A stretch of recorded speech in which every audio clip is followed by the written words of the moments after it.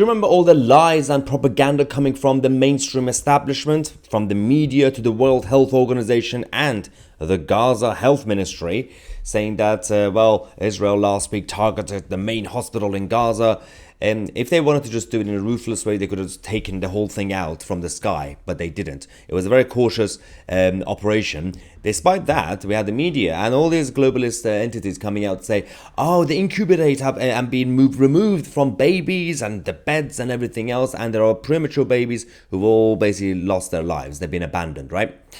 Wow, the World Health Organization said it's a death zone and all the babies have been abandoned.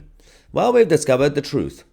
No, they were not abandoned. The premature babies and all the others as well are actually now safe because they were given more medical equipment as the operation was ongoing as well at the same time to find the tunnels and, of course, the Hamas soldiers. And, oh yeah, they did find the tunnels. They found the equipment. They found the evidence. Even the mainstream media have realized, oh yes, that was true.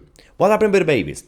So we heard initially that the evacuation of 30 premature babies from the hospital to Egypt, that was done by IDF. And obviously Mario said, remember last week when we were worried that the babies could die as oxygen and fuel was running out? It's great to see them safe and heading to better care. This was according to AP, Associated Press.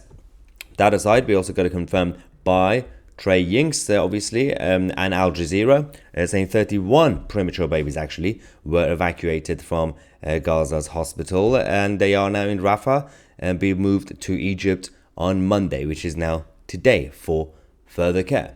It's important to tell the truth. It's also important you don't have to go with blind faith support or some sort of weird tribal nonsense by supporting civilians in Israel and also those good civilians in Gaza by supporting those who are fighting back against Hamas. It doesn't mean you are supporting Netanyahu's cabinet. You don't even like his government. There are people in Israel that we reported over the last few days. They didn't even like Netanyahu's government. They are simply fighting to live their lives in a free way. That's all it is. And considering all this scrutiny is on IDF and all these guys, they know that one mistake, they will be scrutinized, they will be condemned, and they will be punished by the UN and all the others. That's why the hospital operation was very cautious, very careful. Again, as I said, if they were just evil, they could have just dropped something from the sky and destroyed the whole thing. But that was not point of the operation. And now we have premature babies whose lives have now been saved.